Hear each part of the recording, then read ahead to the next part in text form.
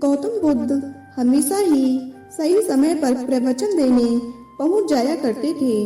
वो आज तक कभी देर से नहीं आए और ना ही उनकी वजह से आज तक किसी को इंतजार करना पड़ा था।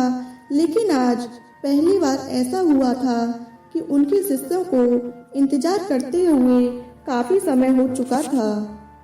लेकिन बुद्ध अभी तक प्रवचन सभा में नहीं पधारे थे। शिष्य आपस में बातें कर रहे थे कि जरूर आज तथागत बुद्ध को कोई जरूरी काम आ गया होगा, वरना वो हमेशा ही समय पर आ जाते हैं। शिष्य ये बात कर रहे थे कि तभी अचानक गौतम बुद्ध अपने हाथ में कमल का एक फूल लिए हुए वहां आ पहुंचे और एक पेड़ के नीचे लगे आसन पर आकर बैठ गए। आश्रम में करीब 500 शिष्य थे जो उनका प्रवचन सुनने के लिए उनका इंतजार कर रहे थे। इन 500 शिष्यों के अलावा आश्रम में एक और शिष्य था जिसका नाम था महाकश्यप। आश्रम के बाकी शिष्य मानते थे कि महाकश्यप पागल है, क्योंकि वह कभी भी उनके साथ बैठकर बुद्ध के उपदेशों को नहीं सुनता है। उसने आज तक कभी ध्यान भी नहीं किया था और ना ही कभी ध्यान करने का प्रयास किया था। वह बस पूरे दिन चुपचाप किसी पागल की तरह आश्रम के एक पेड़ के नीचे बैठा रहता।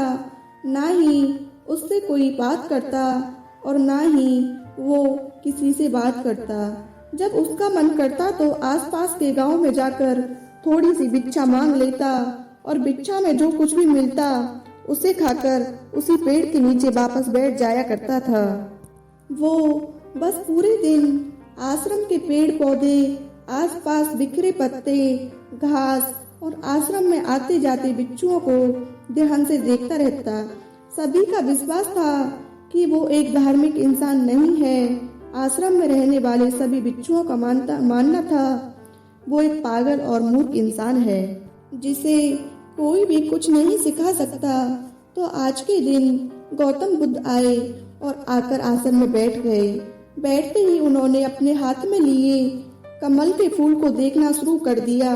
शिष्य इंतजार कर रहे थे कि बुद्ध कुछ बोलेंगे, लेकिन बुद्ध कुछ भी नहीं बोले।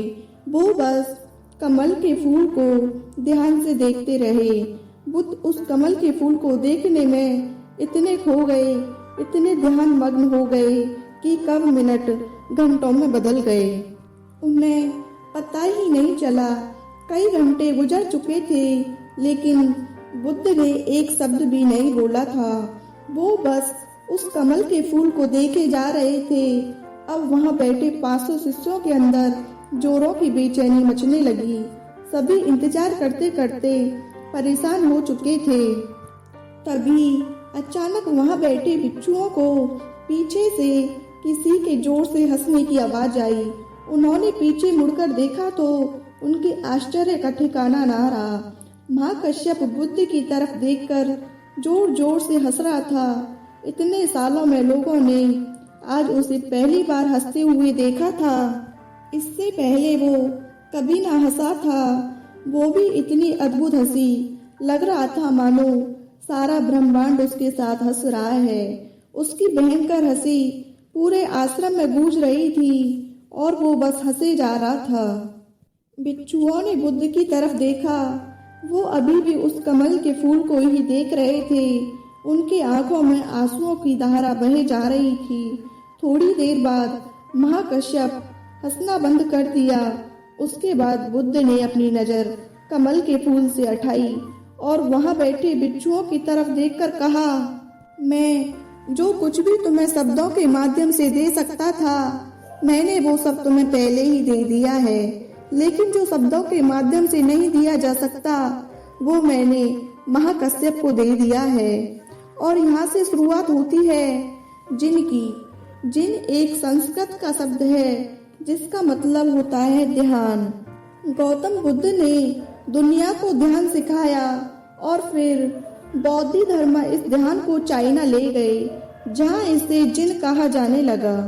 और फिर चाइना से होते हुए ये जिन परंपरा जापान, कोरिया और दक्षिण पूर्व एशिया के कई देशों में फैल गई। जिन आत्मज्ञान प्राप्त करने का एक बहुत ही अजीब लेकिन अद्भुत तरीका है, क्योंकि इसमें किसी भी तरह की कोई बाधा और कोई बंधन नहीं है, क्योंकि इस परंपरा का ना तो कोई निश्चित विज्ञान है, ना कोई शिक्षा, ना कोई ग्रंथ और ना ही कोई निश्चित अभ्यास करने की विधि। बस आपको अपनी आंखें बंद करके बैठ जाना है और इंतजार करना है। फिर ये घटना आज नहीं तो कल आपके अंदर घट ही जाएगी। जिन परंपरा में ध्यान करने का कोई निश्चित तरीका नहीं है, इसमें बस आपको जागरूक होकर ये देखना होता है कि आपके दिमाग में किस तरह के विचार उठ रहे हैं, लेकिन आपको इन विचारों में उलझना नहीं है, बस उन्हें देखना है। एक बार विचार उठेगा और फिर वो अपने आप गायब भी हो जाएगा। बस आपको उन्हें पूरी जागरूकता के साथ देखते रहना है। जब आप मन में उठने वाले किसी एक विचार का निरीक्षण पूरी जागरूकता के साथ करते हैं और फिर जब वो विचार आपके मन से गायब हो जाता है और आप दूसरे विचार के निरीक्षण के लिए तैयार होते हैं, तो आप पाएंगे कि दूसरा विचार उतनी तेजी और जल्दी से नहीं उठा। ऐसा इसलिए होता है क्योंकि जब आप अपने मन के विचारों पर ध्यान देना शुरू कर देते हैं, तो हमारे मन की भागदौड़ कम हो जाती है और मन शांत होने लगता है। और फिर एक ऐसी अवस्था भी आ जाती है जब हमारा मन विचार मुक्त हो जाता है। मन में कोई विचार नहीं होते। दो विचारों के बीच की यही विचारहीनता ही सच्ची चेतना कहलाती है। शुरुआत में इस विचारहीनता का समय ज्यादा लंबा नहीं होता। ये ज्यादा से ज्यादा 8 से 10 सेकंड का ही होता है, क्योंकि हमारे दिमाग को सालों से लगातार सोचने की आदत पड़ चुकी है। लेकिन हम लगातार प्रयास करते रहे तो धीरे धीरे विचारहीनता का ये समय भी लंबा होता चला जाएगा। और ये समय जितना लंबा होगा उतना ही हम जिनको समझ पाएंगे, ध्यान को समझ पाएंगे और उतना ही हम खुद के करीब होते चले जाएंगे।